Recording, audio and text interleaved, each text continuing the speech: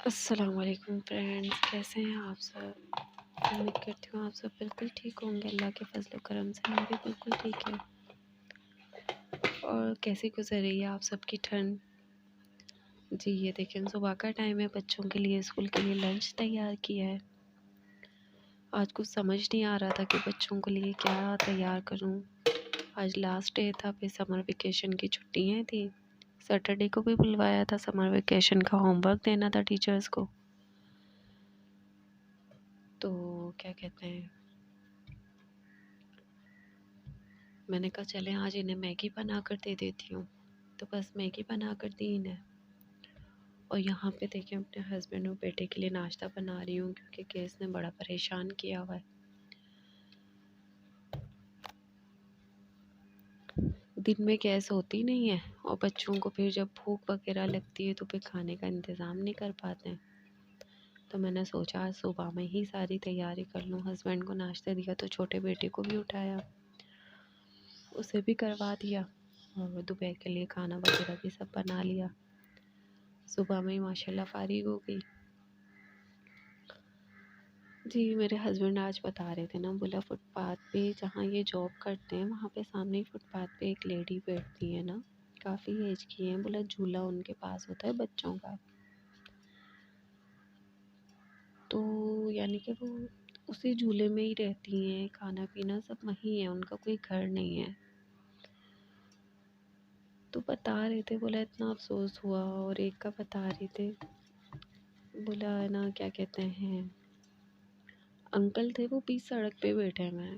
یعنی یہ زمانہ آ گیا ہے کہ دیکھیں جن گھروں میں ماں باپ کی ضرورت ہے وہاں ماں باپ نہیں ہے، اور جن کے ماں باپ ہیں وہ قدر نہیں کرتے ہیں۔ میری امی ابو کی ڈیتھ ہو گئی ہے، لیکن اتنی اب تڑپ ہوتی ہے نا ان کی، ہمیں یقین نہیں آتا کہ ہمارے امی ابو ہمیں چھوڑ کر چلے گئے ہیں۔ ہم کافی سمجھدار تھے کہ ہم خود کو سنبھال لیا تھا ہم نے، لیکن ہم پھر بھی ٹوٹ چکے تھے، اتنا ٹوٹ گئے تھے ہم لوگ اس وقت کہ ہمیں سنبھلنے میں بہت ٹائم لگا، سالوں لگ گئے سمجھ لیں۔ ہم جب ہنستے بھی تھے نا تو ہماری ہنسی ہمارا ساتھ نہیں دیتی تھی، کتنے ٹائم تک تو ہم کھل کر ہنسے تک نہیں۔ یعنی جب امی کی ڈیتھ ہوئی تو سمجھ لیں وہ وقت، وہ لمحہ ہمارے اوپر قیامت تھا، کہ سمجھ لیں ہماری تو زندگی ہی رک گئی، زندگی کے کوئی معنی ہی نہیں رہے تھے۔ امی کی جب ڈیتھ ہوئی مجھے یاد ہے میں سو رہی تھی، اور کیا کہتے ہیں دوسرے دن کی بات ہے جب امی کی ڈیتھ ہوئی نا، اس کے دوسرے دن یعنی فجر میں امی کو دفنایا تھا۔ امی کی 8 بجے ڈیتھ ہوئی تھی رات میں، مغرب کے بعد فجر میں امی کو دفنایا تھا۔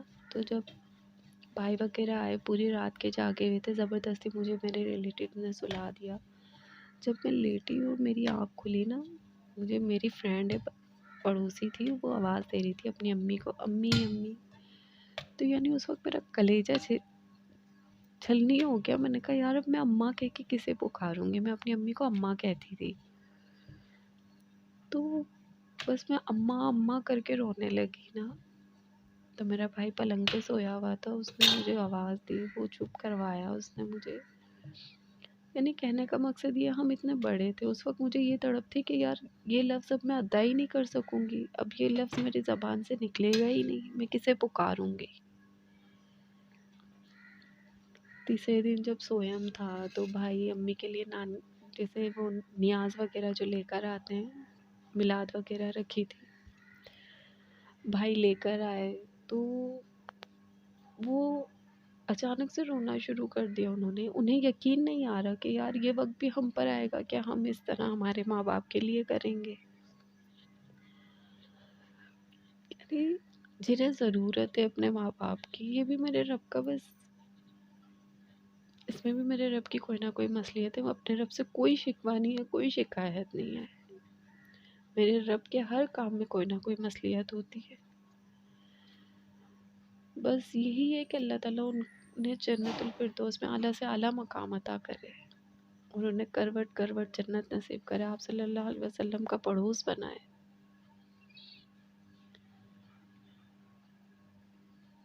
ایک بزرگ تھے، وہ بیٹھے ہوئے تھے सड़क के बीच में। तो उनसे मेरे हस्बैंड के दोस्त हैं, उन्होंने पूछा कि भाई आप यहाँ क्यों बैठे हुए हैं, आपको कोई गाड़ी वाड़ी मार देगी या आपका एक्सीडेंट हो जाएगा। तो बोला मैं बैठा ही इसीलिए हूँ कि मुझे कोई मार के चला जाए।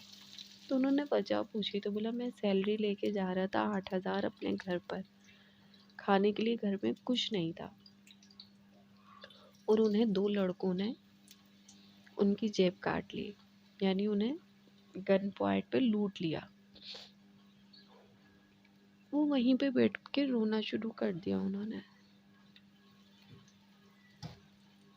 फिर उनके जो दोस्त थे वो आए ऑफिस में और उन्होंने सबसे ज़िक्र किया। सब दोस्तों के पास जितनी रकम थी, उन्होंने 4-5 दोस्त थे, उन्होंने पैसे जमा किए 4 से 5,000 रुपये, और उनकी हेल्प की, उनको दिए कि भाई आप ये पैसे तो लेके घर जाओ, आप अपने घर पे यानी कि ये राशन वगैरह डलवाओ। आप देखिए, आप जाने इतनी वो हो गई हैं, बेजान हो गई हैं, यानी जानों की कोई कीमत ही नहीं है।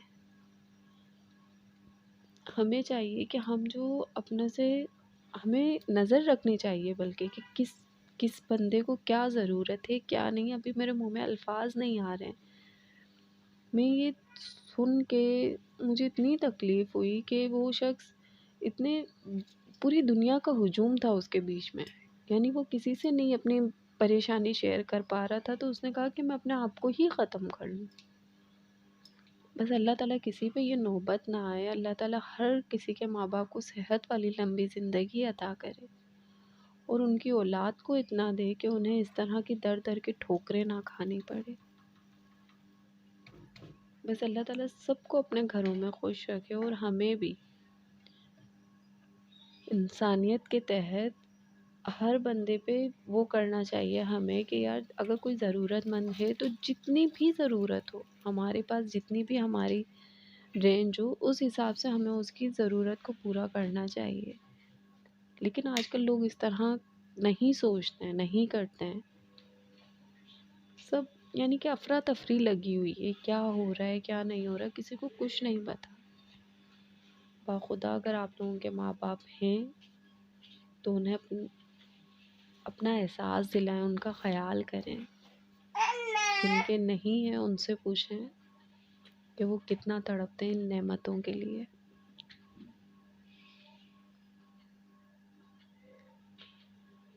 बस अल्लाह ताला सबके माँ बाप को सेहत वाली लंबी ज़िंदगी अता करे और सबके घरों में खुशियाँ दे मेरा परवरदिगार। और जिसके भी घर में कोई टेंशन परेशानी है, अल्लाह ताला उसे दूर करे और सबको अपने घरों में शादो आबाद रखे, खुश रखे, और सबकी औलादों पे माँ बाप का साया सलामत रखे। क्योंकि हमारे घर में जो रौनक है ना, वो इन्हीं 2 हस्तियों की वजह से है। और जिनके घर में ये 2 रौनक नहीं है ना, ये 2 हस्तियाँ नहीं है ना, तो उनके घर में कोई रौनक नहीं है, क्योंकि ज़िंदगी ही इन्हीं से है। अल्लाह ताला सबके माँ बाप को सलामत रखे। बस मेरा व्लॉग यहीं तक था। अपने इर्द गिर्द, अपने अड़ोस पड़ोस में नज़र रखें कि किस किस को हमारी ज़रूरत है। कहीं कोई भूखा तो नहीं सो रहा,